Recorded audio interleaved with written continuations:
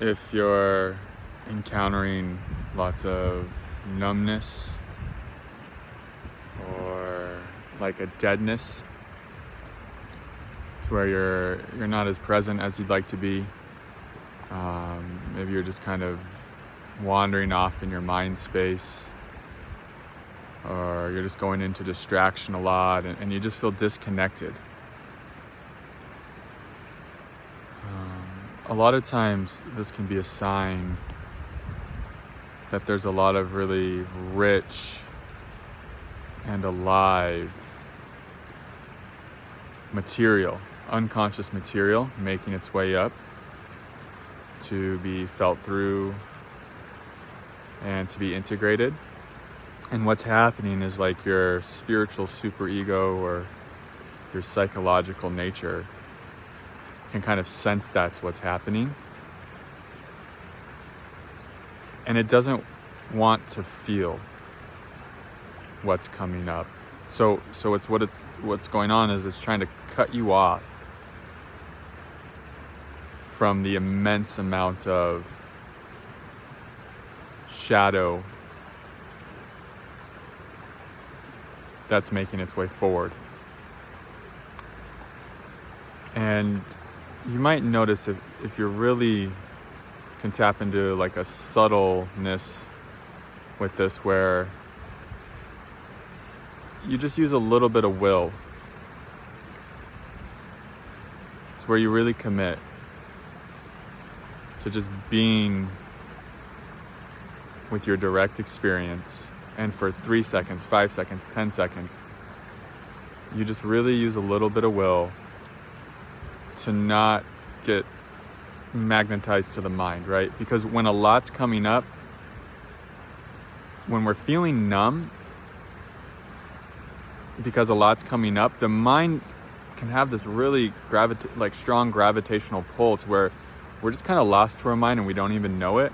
And when we hang out in thoughts for long enough, our experience of life tends to start to deaden and doesn't feel as alive.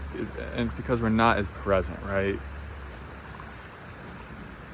So it can take a little bit of will, it can take some focus, it can take some inner commitment during these times when we're in numbness, when we're experiencing dryness, to really want to be with our direct experience. Sometimes we almost want to be numb more than we want to be with our direct experience, because what's coming up is so painful, or it's so much terror, or it's rage, or it's just an emotion and a feeling that we're not quite safe with yet. And that's why sometimes it can even be helpful to connect with someone else. We might need help. We might need a relational healing container to be able to be present with what's coming up, because maybe we just can't do it by ourselves, and that's why we keep going into distraction. But if you want, you can try to just use a little bit of will and to commit to just being with the direct experience. Like, what's here? What's here that might be underneath this numbness that my psychological nature is really trying to keep me from being with?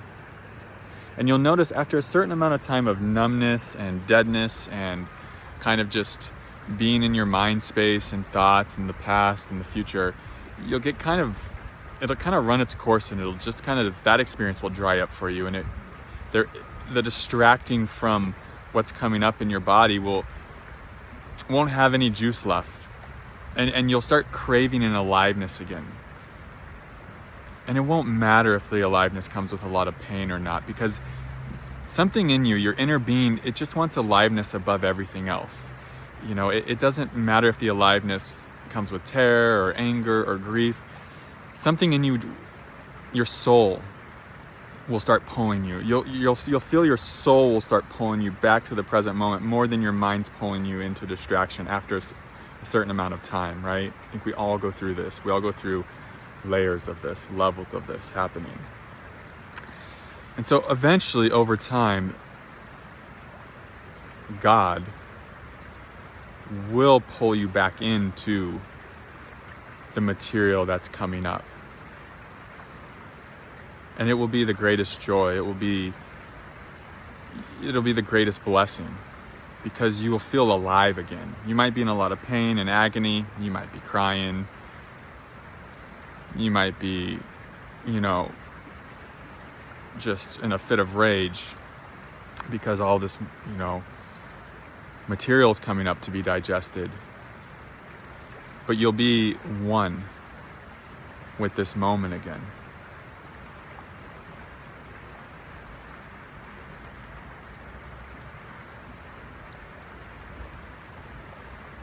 It almost brings like a tear to my eye, just how special this moment is, regardless of what's coming forward. And that's what you're going to start yearning for again when you've spent enough time in numbness, deadness, and distraction. You're going to start yearning for this present moment, and you might sense like you can't quite get there by yourself, so you're going to do whatever it takes. Your soul's going to guide you to the right people, the right healers, the right therapists, the right meditation groups. It's going to guide you on a hike that's really going to help you cultivate and deepen enough so that you have enough presence for this next layer that's coming up. A lot of times that's really what it comes down to, is this next layer, it just requires more presence than we currently have cultivated. And so when we're in numbness and we're distracting, you can trust that this can actually be a really good sign that we are expanding, that our capacity to feel is becoming greater. And temporarily we might be going off into these places of numbness, distraction, disassociation, into the mind space a lot. But know that your soul and God will bring you back into the present moment. And like I said, they will guide you to the right people, the right places. They will, if you need a tool temporarily, they will bring you that. Maybe it's just the right book or the right podcast.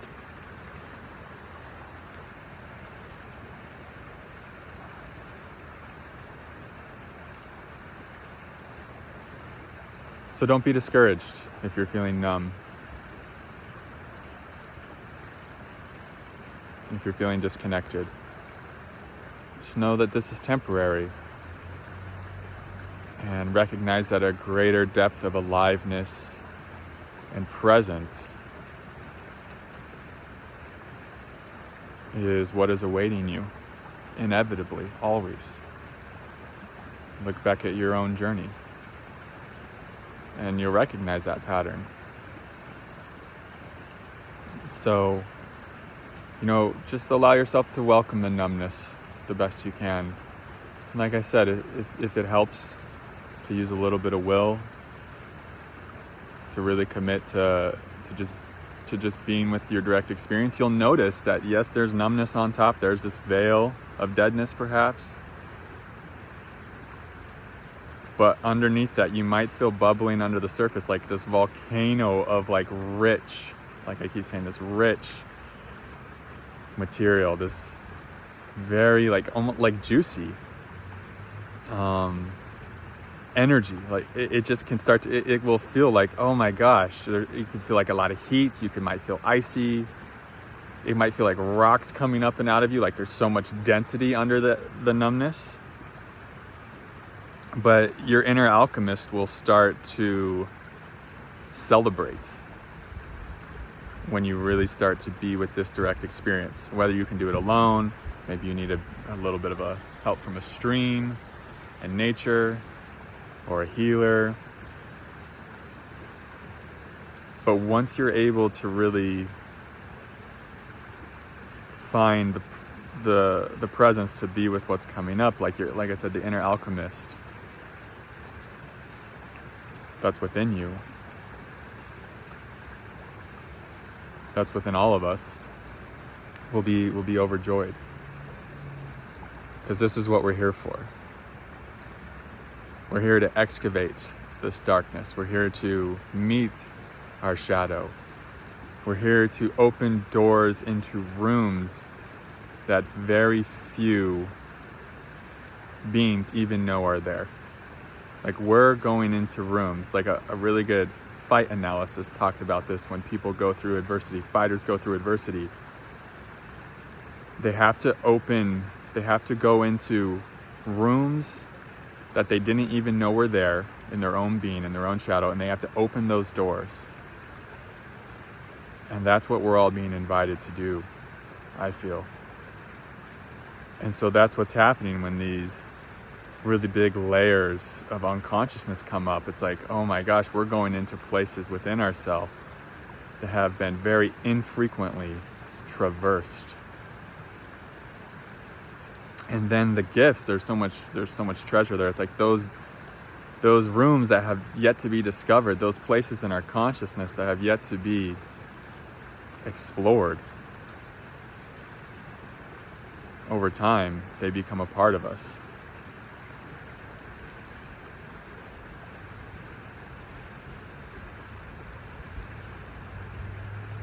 That's where depth comes from. That's where wisdom comes from. That's where you're going to find your strength. That's where you're going to find your courage to live your truth. Is being present with the shadow, which was once too much for you, which is why we go into distraction and numbness and all of that. But over time, as you cultivate the presence, as God cultivates the presence for you, we start to embody. We bring that shadow to the light, and it gets to be embodied in our being. And we get to feel more of the God that we are.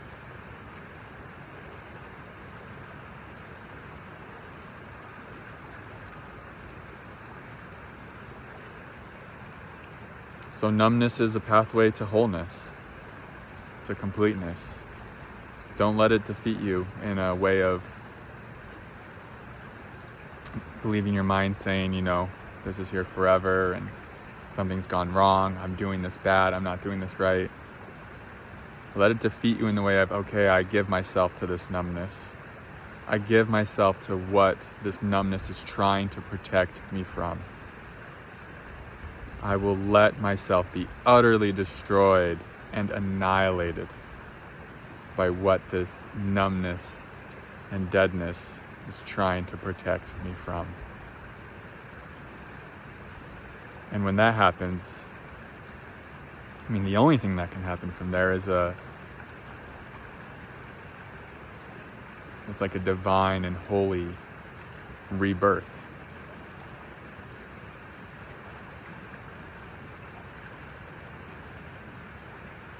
Like the rebirth of your true self.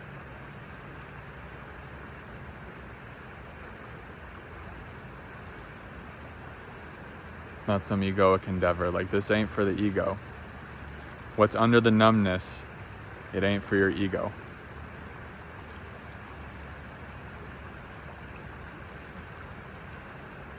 It's actually, we have to let go of ourself in a sense.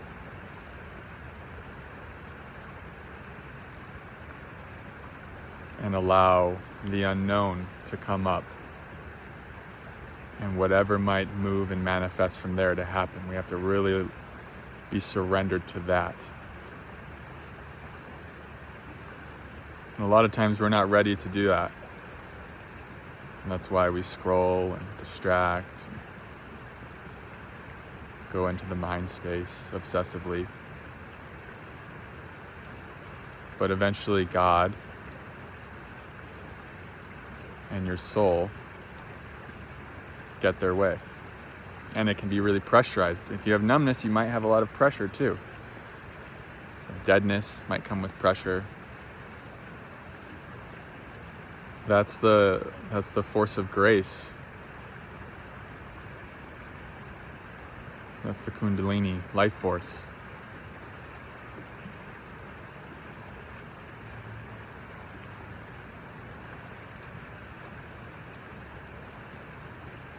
Bringing this energy up into your consciousness while maybe your super ego unconsciously, it's not your fault, it's like pushing against it, but Grace is always going to win, and it's just going to always bring this energy up, and you'll be back in this beautiful divine flow once more.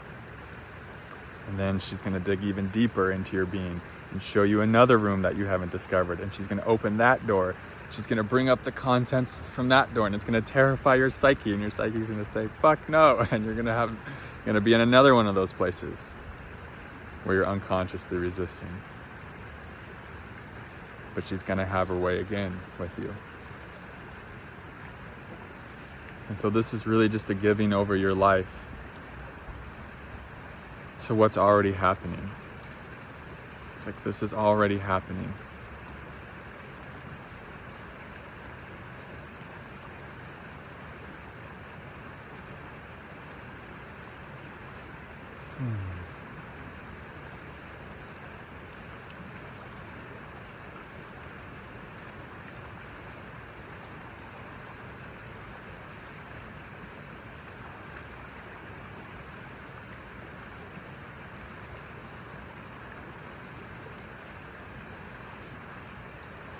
I don't know if there's any more words.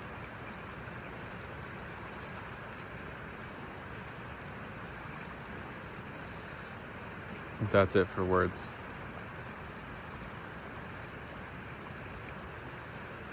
I love you guys. Namaste.